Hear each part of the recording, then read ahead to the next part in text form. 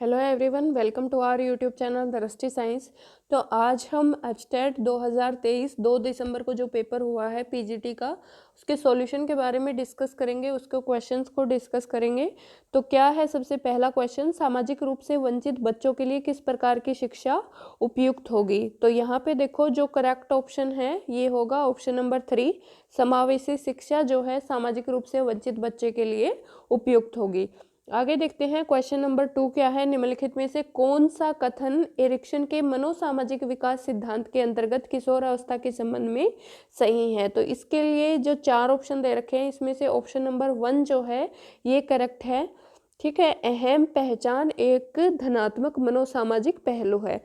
ठीक है, इससे आगे हम देखते हैं क्वेश्चन नंबर 3 क्या है, एक सृजनशील बालक में निम्नलिखित में से कौन सी विशेषता नहीं देखी जा सकती।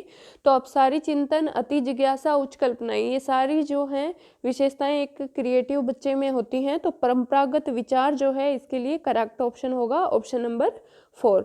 ठीक है, इससे आगे हम क्वेश्चन नंबर 4 देखते हैं क्या है, निम्नलिखित में से कौन सी विशेषता समाजीकरण की प्रक्रिया पर सकारात्मक प्रभाव नहीं डालती है।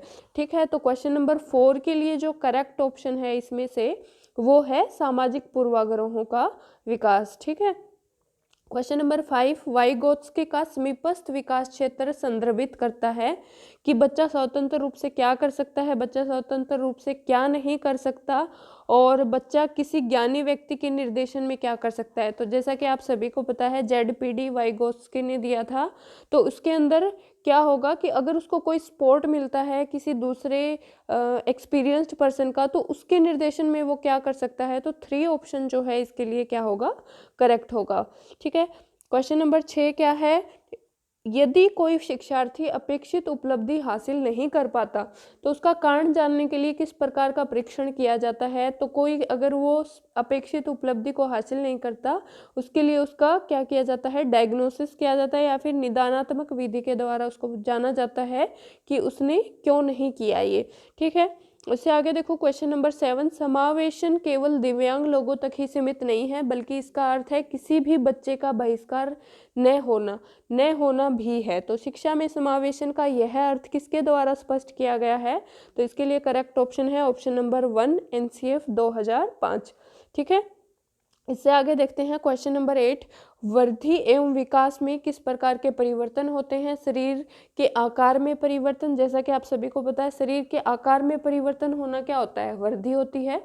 और मेंटली डेवलपमेंट होना क्या होता है, विकास होता है। तो यहाँ पे देखो शरीर के आकार में परिवर्तन भी करेक्ट ऑप्शन है, शरीर के अनुपात में परिवर्तन भी करेक्ट ऑप्शन है, पुराने लक्षणों का विलोपन ये नहीं आएगा, नवीन विशेषताओं का अधिग्रहण। तो ए, बी और डी तीनों ही क्या है इसमें करेक्ट ऑप्शन है। तो जो ऑप्शन नंबर 2 है इसके अंदर ये आ जाएगा करेक्ट ऑप्शन। ठीक है, इससे आगे देखते हैं हम क्वेश्चन नंबर 9, निम्नलिखित में से कौन सा कथन अभिप्रेरणा अधिगम पर सकारात्मक प्रभाव स्पष्ट नहीं करता। तो क्वेश्चन नंबर 9 के लिए जो करेक्ट ऑप्शन है वो होगा ऑप्शन नंबर 1, अभिप्रेरणा सीखने के व्यवहार को क्षीण करती है। ठीक है, आगे देखेंगे क्वेश्चन नंबर 10 क्या है, कोलबर्ग के नैतिक विकास सिद्धांत के अंतर्गत नैतिकता की अवस्थाओं को उनके स्तर से सम्मिलित कीजिए। तो यहाँ पे अच्छे व्यक्ति अंतर्वैयक्तिक संबंध बताए गए हैं, व्यक्तिवाद एवं विनिमय और सामाजिक अनुबंध एवं व्यक्तिगत अधिकार और सार्वभौमिक नियम। तो यहाँ पे हमें इनको आपस में मैच करना है। तो क्वेश्चन नंबर 10 के लिए जो करेक्ट ऑप्शन होगा आपका वो होगा ऑप्शन नंबर 4। ऑप्शन नंबर 4 जैसा कि यहाँ पे है आप देख सकते हो ऑप्शन नंबर 4। तो क्या करेक्ट कर रखा है इसने कि जो ए है वो होगा 2 से कनेक्ट, कि अच्छे अंतर्वैयक्तिक संबंध जो है सेकंड जो है नैतिकता के स्तर से रिलेटेड हैं, और जो व्यक्तिवाद एवं विनिमय के हैं वो पहले स्तर से रिलेटेड हैं। सामाजिक अनुबंध एवं व्यक्तिगत अधिकार जो हैं ये उसके तीसरे स्तर से संबंधित तीसरे स्तर से संबंधित हैं, और सार्वभौमिक नियम जो है ये भी तीसरे स्तर से संबंधित हैं। तो ऑप्शन नंबर 4 जो होगा ये इसके लिए करेक्ट होगा। आगे देखेंगे क्वेश्चन नंबर 11, जब अधिगमकर्ता किसी कार्य को बिना किसी इच्छा या उद्देश्य के अपने आप ही सीख जाता है तो उसे हम क्या कहते हैं, तो उसे हम प्रासंगिक सीखना कहते हैं, क्योंकि उसने बिना किसी अभिक्रिया, इच्छा, उद्देश्य के उसने ये सीखा है, तो ये क्या हो जाएगा, प्रासंगिक सीखना। निम्नलिखित में से कौन सा कथन जैविक अभिप्रेरकों के संबंध में सही नहीं है। ठीक है, तो जैविक अभिप्रेरक के बारे में बताना है कि कौन सा कथन सही नहीं है, तो वे व्यक्ति की समस्थिति से संबंधित नहीं होते, तो ये जो है ये कथन सही नहीं है। ठीक है, ये इनकरेक्ट जो है स्टेटमेंट लिखी हुई है, और ये इसके लिए क्या होगा, नहीं। अगर यहाँ पे दिया हो, नहीं पे आपको स्पेशल ध्यान रखना है आगे आने वाले पेपर में, क्योंकि नहीं जो है वो बच्चे देख नहीं पाते, और फिर उसके जो अपोजिट का जो यस वाला जो ऑप्शन होता है उसको टिक कर देते हैं। आगे देखो, निम्नलिखित में से कौन सी परीक्षाएं सतत एवं व्यापक मूल्यांकन पर आधारित होती हैं, तो यहाँ पे देखेंगे लिखित, मौखिक, व्यवहारिक और प्रायोगिक, तो ये सतत एवं व्यापक ही होती हैं।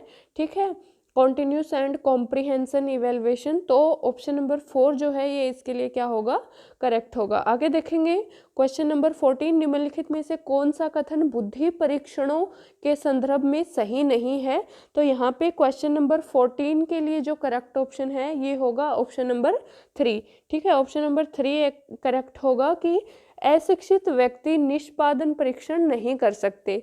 ठीक है, तो ये कथन यहाँ पे परीक्षण के संबंध में ये सही नहीं है।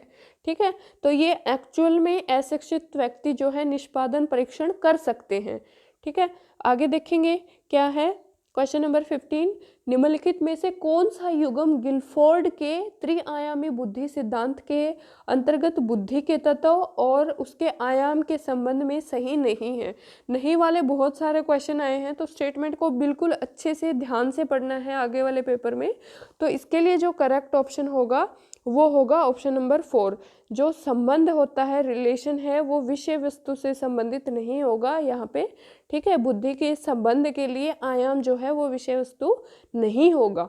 ठीक है, तो यहाँ पे नहीं जो तत्व मतलब आयाम से सही संबंधित नहीं है वो यही बताना था, तो ऑप्शन नंबर 4 जो है ये करेक्ट ऑप्शन होगा।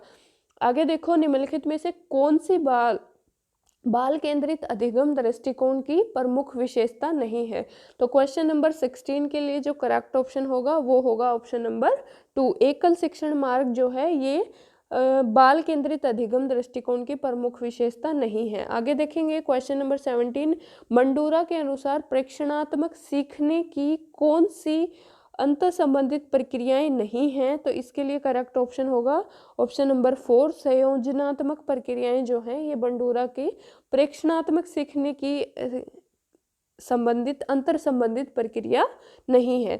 नहीं वाले बहुत सारे क्वेश्चन आ रहे हैं।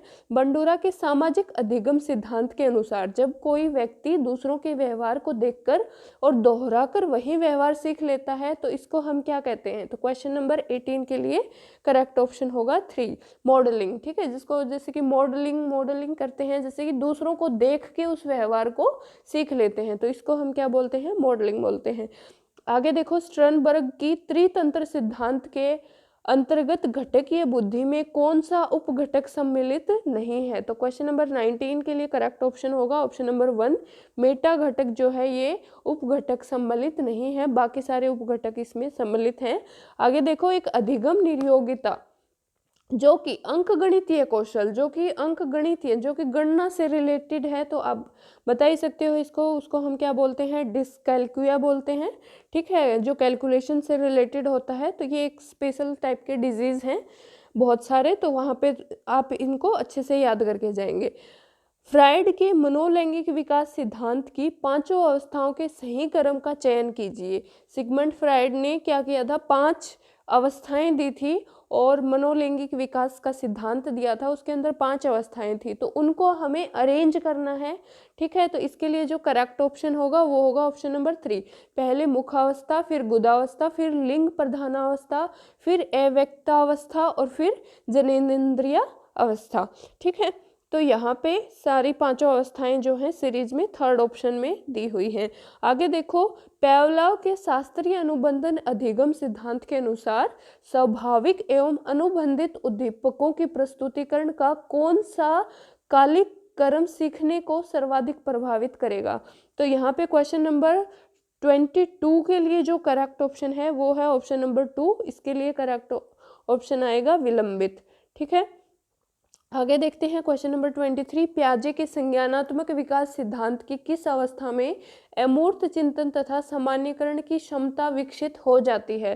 तो क्वेश्चन नंबर 23 के लिए करेक्ट ऑप्शन होगा ऑप्शन नंबर 4, औपचारिक संक्रियात्मक। ठीक है, प्याजे की संज्ञानात्मक विकास की 4 अवस्थाएं दी गई थी और सबके बारे में बताया गया था, तो औपचारिक संक्रियात्मक अवस्था जो है इसके लिए करेक्ट ऑप्शन होगा। आगे देखेंगे प्रतिभाशाली विद्यार्थी के लिए, क्वेश्चन नंबर 24 क्या है? प्रतिभाशाली विद्यार्थी के लिए निम्नलिखित में से कौन सी शैक्षिक व्यवस्था नहीं की जानी चाहिए? स्वतंत्र प्रोजेक्ट कार्य के अवसर, त्वरण उपचारात्मक शिक्षण और संवर्धन कार्यक्रम। तो जैसा कि आप सभी को पता है कि जो वीक बच्चे होते हैं उनको रेमेडियल क्लासेस दी जाती हैं, तो जो प्रतिभाशाली बच्चे हैं उनके लिए जो है उपचारात्मक शिक्षण की व्यवस्था नहीं की जानी चाहिए, क्योंकि वो प्रतिभाशाली है, वो बच्चे खुद से ही बहुत कुछ कर सकते हैं। ठीक है, तो यहाँ पे करेक्ट ऑप्शन 3 ऑप्शन होगा। आगे देखेंगे क्वेश्चन नंबर 25, निम्नलिखित में से कौन सा समावेशी शिक्षा का एक सिद्धांत नहीं है?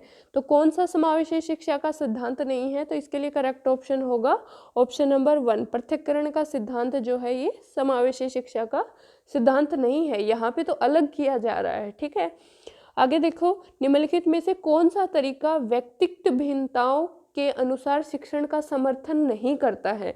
तो 26 के लिए करेक्ट ऑप्शन है ऑप्शन नंबर 2, व्यक्तिगत अनुदेशन जो है इसके लिए करेक्ट ऑप्शन होगा।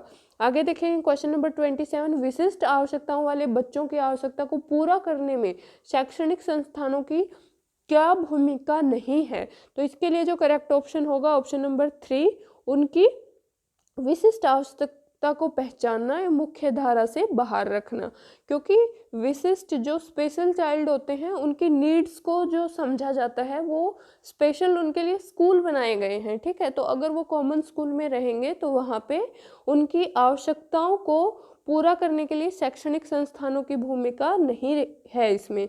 ठीक है, आगे देखेंगे क्वेश्चन नंबर 28, निम्नलिखित में से कौन सा कथन विकास के संदर्भ में सही नहीं है?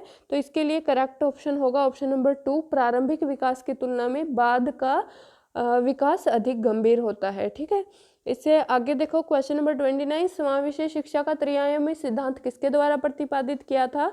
तो ये प्रतिपादित किया था ग्रिफिथ, कपूर एंड रिंगलाबेन ने। ठीक है, आगे देखो क्वेश्चन नंबर 30, यहाँ पे स्टेटमेंट दी हुई है, एक स्टेटमेंट वाला क्वेश्चन हर शिफ्ट में आएगा, कल वाली में भी। समाजीकरण का अर्थ है सामाजिक संबंधों में परिपक्वता का आना। तो समाजीकरण की यह परिभाषा किसके द्वारा दी गई थी? तो यहाँ पे हम ऑप्शन देखेंगे किसके द्वारा जो है ये समाजीकरण की यह परिभाषा दी गई थी। तो हरलोक के द्वारा। समाजीकरण से रिलेटेड 2-3 स्टेटमेंट हैं वो हरलोक के द्वारा ही दी गई हैं, तो इसका ध्यान रखेंगे। और बाकी जो ऑप्शन दिए हुए हैं इनके द्वारा दी गई स्टेटमेंट को भी कल के लिए पढ़ के जाएंगे। ठीक है, तो यहाँ पे हमने CDP कंप्लीट कर ली है।